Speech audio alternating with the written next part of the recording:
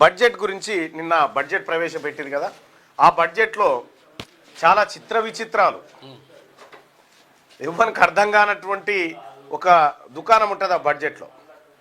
ఇక్కడ గమనించాల్సినటువంటి విషయం ఏంటంటే, అసలు ఈ బడ్జెట్ వ్యవహారాన్ని ఒక్కసారి మనం పరిశీలిద్దాం. 3,24,324 కోట్లు. 3,34,024 పక్కా 234 కోట్లు. మొత్తం 9 వచ్చింది, 9 నెంబర్ అయినది. ఆయననేమో 6 వచ్చేటట్టు చేసేది. ఎస్, అసలు ఏంది బడ్జెట్, బడ్జెట్ లెక్కలు ఏంది, బడ్జెట్ కథ ఏంది అనేది చూద్దాం.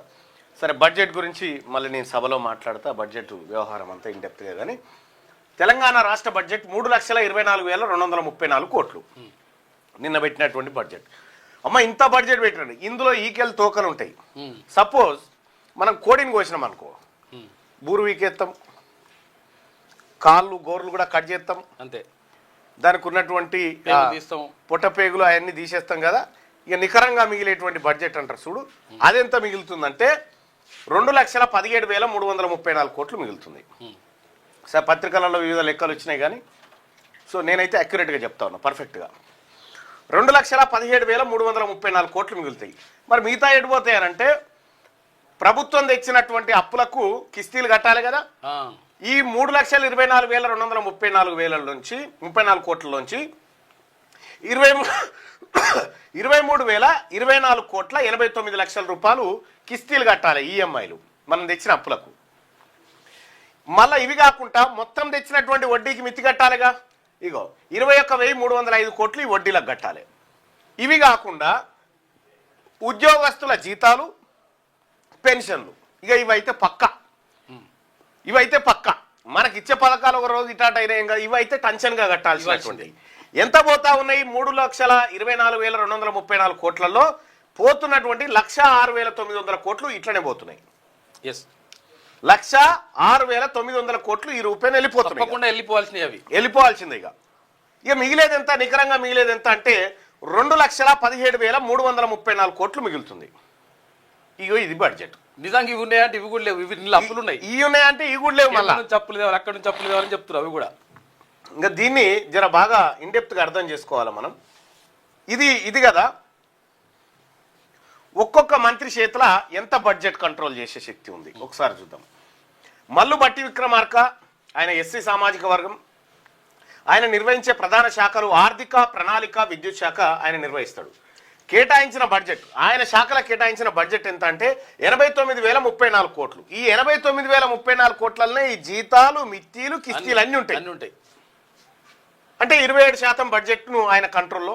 ఇక యనమల రేవంత్ రెడ్డి, ఈయన ఓసీ సామాజిక వర్గం, పురపాలక శాఖ, జీడీఏ, హోము, విద్య, న్యాయ శాఖలు ఈయన పరిధిలో ఉన్నాయి. ఈ అన్ని శాఖలకు కలిపి 49,500 కోట్ల రూపాయలు కేటాయించారు. అంటే మొత్తం బడ్జెట్లో 15.27% ఈయన కంట్రోల్ చేయగలుగుతాడు. ఇక డి అనసూయ అంటే సీతక్క, ఆమె ఎస్టీ సామాజిక వర్గం, ధనసరి అనసూయ, పంచాయతీరాజ్, గ్రామీణాభివృద్ధి, మహిళా శిశు సంక్షేమ శాఖలు ఆమె పరిధిలో ఉన్నాయి. వాటికి 36,769 కోట్లు కేటాయించబడ్డాయి. 11.34% బడ్జెట్ వాళ్ళకి కేటాయించబడ్డది. ఇక ఉత్తమ్ కుమార్ రెడ్డి ఓసీ సామాజిక వర్గం, నీటిపారుదల, పౌర సరఫరాల శాఖ ఆయన చూస్తా ఉన్నాడు. వీటికి 29,981 కోట్ల రూపాయలు కేటాయించారు. 9.25% దాని బడ్జెట్. తుమ్మల నాగేశ్వరరావు వ్యవసాయం, సహకారం చూస్తా ఉన్నాడు. ఓసీ సామాజిక వర్గం 23,337 కోట్ల రూపాయలు దానికి కేటాయించారు. 7.20% బడ్జెట్ అలొకేషన్ జరిగింది ఆయన శాఖలకు. అడ్లూరి లక్ష్మణ్ కుమార్, ఈయన ఎస్సీ సామాజిక వర్గం, ఎస్సీ సంక్షేమం, గిరిజన సంక్షేమం 19,721 కోట్లు దానికి కేటాయించారు. అంటే మొత్తం బడ్జెట్లో 6.08% దానికి. దామోదర్ రాజనరసింహ, పొన్నం ప్రభాకర్ గారు బీసీ సామాజిక వర్గం, బీసీ సంక్షేమ శాఖ 14,661 కోట్లు. అంటే 4.52% బడ్జెట్ని ఈయన కంట్రోల్ చేయగలుగుతారు. దామోదర్ రాజనరసింహ ఎస్సీ సామాజిక వర్గం, వైద్య, ఆరోగ్య, కుటుంబ సంక్షేమ శాఖ 13,187 కోట్ల రూపాయలు దాన్ని కేటాయించారు. 4.07% ఆయన కంట్రోల్ చేయగలుగుతాడు. ఇక పొంగులేటి శ్రీనివాసరెడ్డి గారు ఓసీ సామాజిక వర్గం, రెవెన్యూ, గృహ నిర్మాణం, సమాచార శాఖ, ఇది 9,592 కోట్ల రూపాయలు దీన్ని కేటాయించారు. అంటే మొత్తం బడ్జెట్లో 2.96%. కోమటిరెడ్డి వెంకటరెడ్డి గారు ఓసీ సామాజిక వర్గం, రోడ్లు మరియు భవనాలు, సినిమాటోగ్రఫీ శాఖ మాత్యులు. ఆయన 6,330 కోట్లు దానికి కేటాయిస్తే 1.95% ఆయన కంట్రోల్లో ఉంది. ఇక మహమ్మద్ అజారుద్దీన్కి సంబంధించి ఆయన మైనార్టీ నాయకుడు, బీసీ మైనార్టీ సంక్షేమం సంబంధించి 3,768 కోట్లు ఆయన కంట్రోల్ చేయగలుగుతాడు. ఆయన 1.16% కంట్రోల్ చేయగలుగుతాడు. ఇక దుద్దిల శ్రీధర్ బాబు, ఈయన ఓసీ సామాజిక వర్గం, ఐటీ, పరిశ్రమలు, శాసనసభ వ్యవహారాలకు సంబంధించి 3,429 కోట్లు కేటాయించారు. 1.06 కోట్ల రూపాయలు ఇది పర్సెంటేజ్ ఆయన కంట్రోల్ చేయగలుగుతాడు. కొండా సురేఖ బీసీ సామాజిక వర్గం, పర్యావరణం, అటవీ, దేవాదాయ శాఖకు సంబంధించి 2,305 కోట్ల రూపాయలు కేటాయించారు. అందులో 0.71% ఆమె కంట్రోల్ చేయగలుగుతారు మొత్తం బడ్జెట్లో. వాకాటి శ్రీహరి గారు బీసీ సామాజిక వర్గం, పశుసంవర్ధక, మత్స్యశాఖ 1,503 కోట్ల రూపాయలు ఆయన కంట్రోల్ చేయగలుగుతాడు. 0.46%. జూపల్లి కృష్ణారావు గారు ఓసీ సామాజిక వర్గం, ఎక్సైజు, పర్యాటక, సాంస్కృతిక శాఖ, ఈయన 1,347 కోట్ల రూపాయలు కంట్రోల్ చేసే శక్తి ఉంది ఈ బడ్జెట్లో. 0.42%.